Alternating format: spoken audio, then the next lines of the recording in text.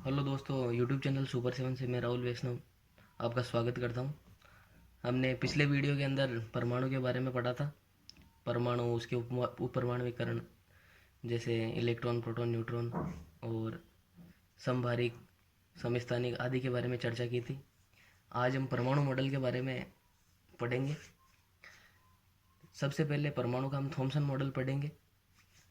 Proton और electron, इन सभी की खोजों के बाद इनके उपपरमाणु कणों, इलेक्ट्रॉन और प्रोटॉन की स्थान देने की समस्या पैदा हो गई कि इन्हें परमाणु में स्थान कहाँ दिया जाए। तो इसके लिए परमाणु परमाणु का थॉमसन मॉडल, या जिसे हम प्लम पुडिंग मॉडल के नाम से भी जानते हैं, वो थॉमसन ने प्रस्तुत किया था। इसने इसमें बताया था कि जो परमाणु है, ये एक ठोस गोला होता है जिसकी त्रिज्या 10⁻⁸ सेमी होती है, यानी 1 एंगस्ट्रॉम त्रिज्या त्रिज्या वाला एक ठोस गोला। थॉमसन ने इसको माना था। इसने बताया कि इसके अंदर जो ये ऋणावेशित है, ये इसके इसके अंदर उसी प्रकार धसे रहते हैं जिस प्रकार की तरबूज के अंदर तरबूज के बीज तथा बाकी शेष भाग धनावेश के समान होता है। ये प्लम पुडिंग मॉडल था। इसे एक अन्य उदाहरण से भी समझ सकते हैं, जैसे कि बूंदी के लड्डू के अंदर जिस प्रकार इलायची के दाने धसे होते हैं, उसी प्रकार इलेक्ट्रॉन परमाणु के अंदर धसे होते हैं और बाकी समस्त भाग धनावेश का होता है। लेकिन ये थॉमसन का परमाणु मॉडल दोस्तों असफल हो गया था, क्योंकि इसकी कोई भी प्रायोगिक पुष्टि किसी भी वैज्ञानिक ने नहीं की थी। इसके बाद हम पढ़ेंगे रदरफोर्ड का नाभिकीय परमाणु मॉडल। दोस्तों, रदरफोर्ड और उसके विद्यार्थियों ने प्रयोग किया था, जिसमें उन्होंने क्या किया कि लेड का एक बॉक्स लिया जिसके अंदर रेडियम रखा हुआ था, और उस रेडियम से उन्होंने अल्फा कण प्राप्त किए। फिर उन्होंने क्या किया कि एक सोने की पतली पन्नी ली जिस पर इन अल्फा कणों की बौछार कराई गई। तो इन्होंने इसको प्रकीर्णन करा के सामने स्क्रीन पर जेडएनएस का लेप की हुई एक स्क्रीन रखी, जिससे हम इन प्रकीर्णित अल्फा कणों को देख सकते हैं। फिर इन्होंने कई निष्कर्ष निकाले, जिनमें से कुछ ये हैं कि जो अधिकांश अल्फा कण है वो सोने की पन्नी से विक्षेपित हुए बिना ही सीधे निकल गए, और अल्फा कणों का बहुत कम अंश है जो कम कोण पर विक्षेपित हुआ, और लगभग हर 20,000 में से एक अल्फा कण ऐसा था जो 180 डिग्री कोण पे विक्षेपित हुआ। इस प्रयोग से जो रदरफोर्ड को जो प्रेक्षण प्राप्त हुए थे, उनसे निम्न निष्कर्ष निकाले उसने कि जो परमाणु का अधिकांश भाग है वो खाली होता है, क्योंकि अल्फा कण है जो सोने की पन्नी को बिना विक्षेपित हुए पार कर जाते हैं। और अल्फा कणों की प्रकृति धनावेशित होती है, और ये विक्षेपण होता है जो प्रतिकर्षण बल के कारण होता है। थॉमसन ने जो विचार दिया था कि ये जो धनावेश होता है जो संपूर्ण परमाणु के अंदर समान रूप से बटा होता है, जो कि इस हिसाब से गलत है, क्योंकि परमाणु के अंदर कुछ भाग था जिससे ये अल्फा कण थे, ये प्रकीर्णित हो रहे थे। अर्थात परमाणु के अंदर कोई ऐसा धनावेशित भाग था जिससे ये अल्फा कण, जिनकी प्रकृति धनावेशित होती है, ये इससे विक्षेपित हो रहे थे। और रदरफोर्ड ने यह बताया कि जो नाभिक का आयतन होता है, ये परमाणु के कुल आयतन की तुलना में बहुत कम होता है। अर्थात जो परमाणु का जो लगभग द्रव्यमान है, वो एक बहुत ही छोटे क्षेत्र के अंदर सीमित हो जाता है, जिसे इसने बाद में नाभिक के रूप में बताया था कि ये परमाणु का नाभिक है। इसने बताया कि परमाणु की त्रिज्या 10⁻⁻10 मीटर यानी 1 एंगस्ट्रॉम होती है, जबकि नाभिक की त्रिज्या 10⁻⁻15 मीटर होती है। अगर हम परमाणु के नाभिक को अगर एक गेंद के समान माने, तो परमाणु की त्रिज्या लगभग 5 किलोमीटर के हिसाब से होगी। और इन परीक्षणों और परिणामों के आधार पर रदरफोर्ड ने परमाणु का नाभिकीय मॉडल प्रस्तुत किया, और इस मॉडल के अंदर निम्नलिखित बातें थी कि परमाणु का जो समस्त धनावेश होता है और अधिकांश द्रव्यमान है, जो एक अति अल्प क्षेत्र में केंद्रित होता है, जिसे इसने नाभिक बताया। और जो ये नाभिक होता है, इसके चारों ओर इलेक्ट्रॉन वर्ताकार पथों में चक्कर लगाते हैं, जिसे इसने कक्ष या कक्षा नाम दिया। और ये अपने सौरमंडल से समानता प्रदर्शित करता है। जिस प्रकार सूर्य के चारों ओर अपने ग्रह चक्कर लगाते हैं, उसी प्रकार नाभिक के चारों ओर इलेक्ट्रॉन चक्कर लगाते हैं। और जो नाभिक है और इलेक्ट्रॉन है एक दूसरे से विद्युत आकर्षण बलों से बंधे रहते हैं, क्योंकि नाभिक की प्रकृति जिसके अंदर धनावेश होता है और इलेक्ट्रॉन ऋणावेश होते हैं, दोनों आकर्षण बलों के कारण बंधे रहते हैं। दोस्तों, रदरफोर्ड के बाद में बोर ने परमाणु मॉडल प्रस्तुत किया था, जिसका आधार विद्युत चुंबकीय तरंग की द्वैत प्रकृति तथा परमाणु स्पेक्ट्रम था। तो हम विद्युत चुंबकीय विकिरण की द्वैत प्रकृति के बारे में अध्ययन करेंगे। विद्युत चुंबकीय विकिरण क्या होती है दोस्तों, कि जब कोई विद्युत आवेशित कण होता है उसको हम त्वरित करते हैं तो एकांतर विद्युत और चुंबकीय क्षेत्र उत्पन्न होते हैं, जो तरंगों के रूप में संचरित होते हैं, और इन्हें हम विद्युत चुंबकीय विकिरण या तरंग कहते हैं, जैसा कि इस डायग्राम में बताया गया है। और प्रकाश भी एक प्रकार की विद्युत चुंबकीय तरंग ही है। पहले न्यूटन ने इसे कणिकाओं का मिलकर पाया था। न्यूटन ने बताया कि जो प्रकाश है ये छोटी छोटी कणिकाओं से मिलकर बना होता है। और मैक्सवेल ने बताया कि प्रकाश तरंगें होती है जो दोलायमान विद्युत चुंबकीय व्यवहार से संबंधित होती है। देखिए, अगर इस चित्र में अपन इस विद्युत चुंबकीय विकिरण, अगर हम इसे इस रेखा को, इस अक्ष को अगर अपन एक्स अक्ष माने और इसको वाई और इसको जेड, तो ये जो ये एक्स वाई तल होगा ये विद्युत क्षेत्र घटक को प्रदर्शित करेगा। और जो ये चुंबकीय क्षेत्र है इसे मैंने नीले रंग से बताया, ये इसमें जेड एक्स प्लेन में होगा। अर्थात जो ये विद्युत क्षेत्र और चुंबकीय क्षेत्र है ये एक दूसरे के लंबवत होते हैं, जैसे वाई एक्स प्लेन है और जेड एक्स प्लेन है, एक दूसरे के लंबवत है। तथा ये विद्युत क्षेत्र और चुंबकीय क्षेत्र, ये जो तरंग संचरण की दिशा है इसके भी लंबवत होते हैं। जैसे ये मान लीजिए तरंग संचरण की दिशा है और इस पे ये विद्युत क्षेत्र ई है, तो चुंबकीय क्षेत्र इसके ई के लंबवत होगा और ये तरंग संचरण की दिशा के भी लंबवत होगा। और ये जो विद्युत चुंबकीय विकिरण होते हैं इनको संचरण के लिए किसी माध्यम की आवश्यकता नहीं होती है, ये निर्वात में भी गमन कर सकते हैं। और इनका वेग निर्वात के अंदर प्रकाश के वेग के समान 3 × 10⁸ मीटर प्रति सेकंड होता है। और इसे हम कैपिटल सी से निरूपित करते हैं। कैपिटल सी बराबर न्यू लेमड़ा। न्यू प्रकाश की आवृत्ति है और लेमड़ा तरंग दैर्ध्य। देखिए लेमड़ा क्या होता है, जो इस ग्राफ के अंदर दो क्रमागत उच्चिष्ट है, जैसे ये और ये, इन दोनों के जो बीच की दूरी है ना, इसे हम लेमड़ा बोलते हैं। और या फिर हम ये कह सकते हैं कि दो क्रमागत निम्निष्ठ है, ये और ये, इनके बीच की दूरी को हम लेमड़ा बोल सकते हैं। दो किसी भी तरंग संचरण के अंदर दो क्रमागत उच्चिष्टों या दो क्रमागत निम्निष्टों के बीच की दूरी को तरंग दैर्ध्य कहते हैं। तरंगों को व्यक्त करने के लिए तरंग संख्या का भी प्रयोग किया जाता है, जिसे हम न्यू बार से प्रदर्शित करते हैं। तरंग संख्या क्या होती है, प्रति एकांक लंबाई के अंदर तरंग दैर्ध्यों की संख्या को अपन तरंग संख्या कहते हैं। जैसे न्यू बार बराबर 1/λ, और इसका मात्रक प्रति मीटर होता है। भिन्न भिन्न आवर्ती और तरंग दैर्ध्यों की विद्युत चुंबकीय विकिरण मिलकर विद्युत चुंबकीय स्पेक्ट्रम बनाती है। विद्युत चुंबकीय स्पेक्ट्रम में भिन्न भिन्न क्षेत्र होते हैं, जैसे रेडियो आवृत्ति के लिए 10⁻6 हर्ट्ज है, और जो ये माइक्रोवेव होती है यह 10⁻2 हर्ट्ज, और अपनी ये इंफ्रारेड आवृत्ति 10⁻3 हर्ट्ज, पराबैंगनी जिसे हम यूवी कहते हैं, यूवी लाइट, और 10⁻16 हर्ट्ज के लगभग होती है। तथा दृश्य क्षेत्र, हम जितने भी ये रंगों को देखते हैं वो एरिया, वो तरंग दैर्ध्य वाला क्षेत्र 10⁻15 हर्ट्ज पर होता है। यह सब मिलकर विद्युत चुंबकीय स्पेक्ट्रम का निर्माण करते हैं। अर्थात जैसे हम प्रकाश का उदाहरण लेते हैं, प्रकाश दृश्य क्षेत्र से संबंधित है, अर्थात प्रकाश भी एक विद्युत चुंबकीय विकिरण का ही एक भाग है। इसी प्रकार ये सभी तरंगे मिलकर विद्युत चुंबकीय स्पेक्ट्रम का निर्माण करते हैं। अब हम विद्युत चुंबकीय विकिरण की कणीय प्रकृति के बारे में पढ़ेंगे और प्लांक का क्वांटम सिद्धांत देखेंगे।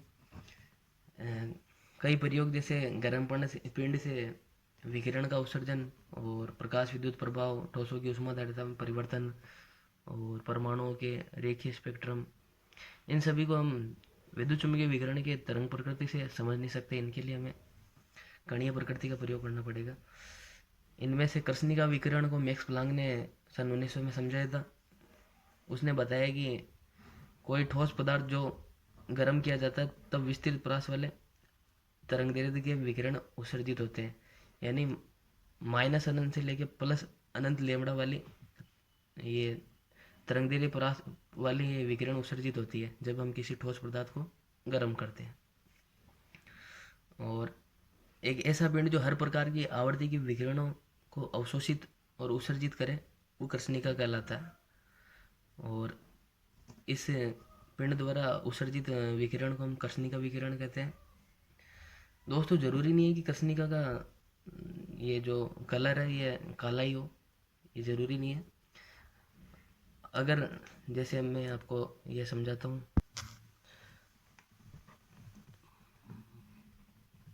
परावर्तनांक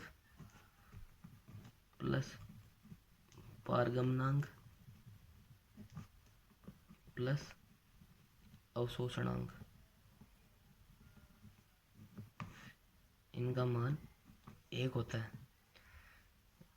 जो आदर्श कृष्णिका होती है वो क्या होती है दोस्तों, अगर कोई पृष्ठ जो सभी प्रकार की ये तरंगदैर्घ्य वाली विद्युत चुम्बकीय विकिरणों का उत्सर्जन या अवशोषण करे वो आदर्श कृष्णिका कहलाती है। इसका अवशोषणांक का मान 1 होता है, अर्थात परावर्तनांक और पारगमनांक 0 होते हैं। आदर्श कृष्णिका के लिए अवशोषणांक का मान 1 होता है, अर्थात ये संपूर्ण विद्युत चुम्बकीय विकिरण है, इसका अवशोषण करने की क्षमता रखता है। प्लांक ने दोस्तों विद्युत चुम्बकीय विकिरण की तीव्रता और तरंगदैर्घ्य के मध्य ग्राफ खींचा तो उसने पाया कि ये जो ग्राफ है इसमें हम देखते हैं कि जैसे जैसे अगर हम इसके अंदर ये तरंगदैर्घ्य के मान के अंदर कमी करते हैं, इसे 2000, 1500, 1500 जैसे जैसे कमी करते हैं तो वैसे वैसे तीव्रता के मान के अंदर वृद्धि होती है और एक फिक्स पॉइंट आता है जिस पे जाके अधिकतम हो जाती है। उसके बाद के अंदर अगर हम तरंगदैर्घ्य के मान में अगर कमी करें तो फिर तीव्रता के मान में भी कमी होने लगती है। इसने विभिन्न तापों पर तरंगदैर्घ्य और तीव्रता के मध्य ग्राफ खींचा, 5500, 5000, 4500, 3500। इन प्रेक्षणों के आधार पर प्लांक ने सुझाया कि जो ये परमाणु और अणु है ये जो ऊर्जा को उत्सर्जित करते हैं विकिरण की, ये सतत रूप से न होकर क्वांटीकृत रूप से होती है। क्वांटीकृत से अर्थ यह है कि जैसे हम आवेशों का क्वांटीकरण पढ़ते हैं कि Q बराबर NE, मतलब कोई भी आवेश है वह इलेक्ट्रॉन के आवेश के गुणज के रूप में होगा। यहाँ N एलिमेंट ऑफ इंटीजर्स है, मतलब आवेश का कोई भी मान है वो E/2, 3/4 ये नहीं हो सकता। आवेश का मान हमेशा 2E-4E आदि हो सकता है। ये गलत है और ये सही है। इसी प्रकार जो ऊर्जा का अवशोषण या उत्सर्जन होता है वो ऊर्जा की न्यूनतम मात्रा के गुणज के रूप में होता है। ऊर्जा की वह न्यूनतम मात्रा जो विद्युत चुम्बकीय विकिरण के रूप में उत्सर्जित या अवशोषित हो उसे प्लांक ने क्वांटम नाम दिया और इसका मान E बराबर h न्यू होता है। यह आवर्ती के समानुपाती होती है। आवर्ती बढ़ने पर ऊर्जा के मान में भी बढ़ोतरी होगी। और h यहाँ पे प्लांक कांस्टेंट है जिसका मान 6.626 इंटू 10⁻⁻34 जूल सेकेंड होता है। इसके बाद हम प्रकाश विद्युत प्रभाव को पढ़ेंगे। इसकी व्याख्या भी अपन विद्युत चुम्बकीय विकिरण की तरंग प्रकृति से नहीं कर सकते हैं। प्रकाश विद्युत प्रभाव के अंदर हम पढ़ेंगे कि जब कोई धात्विक पृष्ठ है जिसके ऊपर अपन अब अगर विद्युत चुम्बकीय विकिरण आपतित करें तो यह धात्विक परमाणु से इलेक्ट्रॉन उत्सर्जित होते हैं। इसके बारे में हम पढ़ेंगे। यह प्रभाव प्रकाश विद्युत प्रभाव कहलाता है। प्रकाश विद्युत प्रभाव दोस्तों तभी संभव हो सकता है जब हम एक न्यूनतम आवृत्ति, जिसे हम देली आवृत्ति कहते हैं, वो प्रकाश डालने पर ही ये प्रकाश विद्युत प्रभाव की घटना संभव हो सकती है। अर्थात धातु के पृष्ठ से अगर हमें इलेक्ट्रॉन का निष्कासन करना तो इसके लिए हमें कम से कम जो विद्युत चुम्बकीय विकिरण की आवृत्ति की आवश्यकता होती है वो देली आवृत्ति कहलाती है, जिसे हम न्यू नॉट से प्रदर्शित करते हैं। और जो न्यूनतम ऊर्जा है जिसे हम देली ऊर्जा कहते हैं, जिससे कि आवेश का निष्कासन संभव हो, उसे हम कार्यफलन कहते हैं, जिसे हम डब्ल्यू नॉट से प्रदर्शित करते हैं। इसका मान एच न्यू नॉट है, डब्ल्यू नॉट बराबर एच न्यू नॉट। और धातु के पृष्ठ पर दी गई ऊर्जा और कार्यफलन का अंतर गतिज ऊर्जा के बराबर होता है। देखिए जैसे हमने ये कोई धात्विक पृष्ठ है, इसके ऊपर हमने जैसे 6 इलेक्ट्रॉन वोल्ट ऊर्जा प्रदान की है और यहाँ से धात्विक परमाणु से इलेक्ट्रॉन निष्कासन के लिए मान लीजिए अगर 2 इलेक्ट्रॉन वोल्ट ऊर्जा की आवश्यकता होती है तो 2 इलेक्ट्रॉन वोल्ट देली ऊर्जा होगी, जिसका मान एच न्यू नॉट के बराबर होगा। और 6 इलेक्ट्रॉन वोल्ट है, ये एच न्यू के बराबर है। और इन दोनों का अंतर गतिज ऊर्जा के बराबर, यानी जो बची हुई 4 इलेक्ट्रॉन वोल्ट ऊर्जा है वो इलेक्ट्रॉन को गतिज ऊर्जा प्रदान करेगी।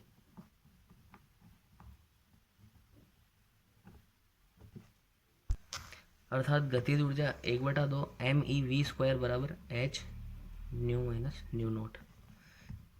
अर्थात जो ये गतिज ऊर्जा होती है ये आवर्ती के समानुपाती होती है। और यहाँ पे यह Me इलेक्ट्रॉन का द्रव्यमान है और V इलेक्ट्रॉन का वेग है। अब हम विद्युत चुम्बकीय विकिरण के द्वैत व्यवहार के बारे में पढ़ेंगे। जो प्रकाश की तरंग प्रकृति जैसे होने वाली घटनाएं जैसे विवर्तन, व्यतिकरण, इनको तरंग प्रकृति के आधार पर समझा जा सकता है। लेकिन कसने का विकिरण है और जो प्रकाश विद्युत प्रभाव है और परमाणुविक स्पेक्ट्रम है, इन सभी को समझने के लिए हमें विद्युत चुम्बकीय विकिरण की कण प्रकृति की आवश्यकता पड़ती है। और इन दोनों व्यवहारों की आवश्यकता को स्वीकार करते हुए माना गया कि जो प्रकाश है ये तरंग और कण दोनों के रूप में होता है, जो प्रकाश का द्वैत व्यवहार होता है। अर्थात जब कोई विकिरण संचरित होती है तब वह तरंग गुण प्रदर्शित करती है, किंतु जब कोई विकिरण द्रव्य के साथ अन्य क्रिया करती है तो वह कणीय प्रकृति प्रदर्शित करती है। प्रकाश विद्युत प्रभाव को 1887 में हर्ट्ज ने बताया था। जब हम एक निश्चित आवृत्ति के प्रकाश का पुंज कुछ धात्विक पृष्ठ पर डालते हैं तो सतह से इलेक्ट्रॉन निर्गत होते हैं। यह घटना प्रकाश विद्युत प्रभाव कहलाती है। इसको देखने के लिए इसने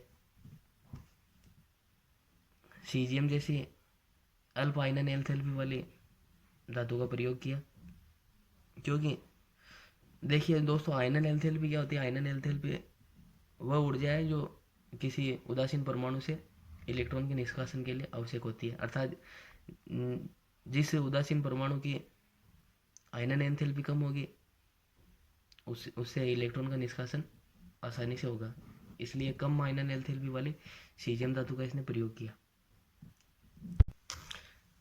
प्रयोग में हर्ट्ज ने एक प्रकाश विद्युत सेल का प्रयोग किया और यह सेल बाह्य विद्युत परिपथ से जुड़े हुए 2 इलेक्ट्रोड युक्त निर्वातित कांच की नली होती है। कैथोड पर कम आयनन एंथैल्पी वाली धातु सीजियम का लेप किया जाता है, जैसा कि हमें चित्र में दिखाया हुआ है। और जब इस पर हम प्रकाश के फोटोन आपतित करते हैं तब इससे इलेक्ट्रॉन का निष्कासन होता है और ये एनोड की तरफ गमन करते हैं।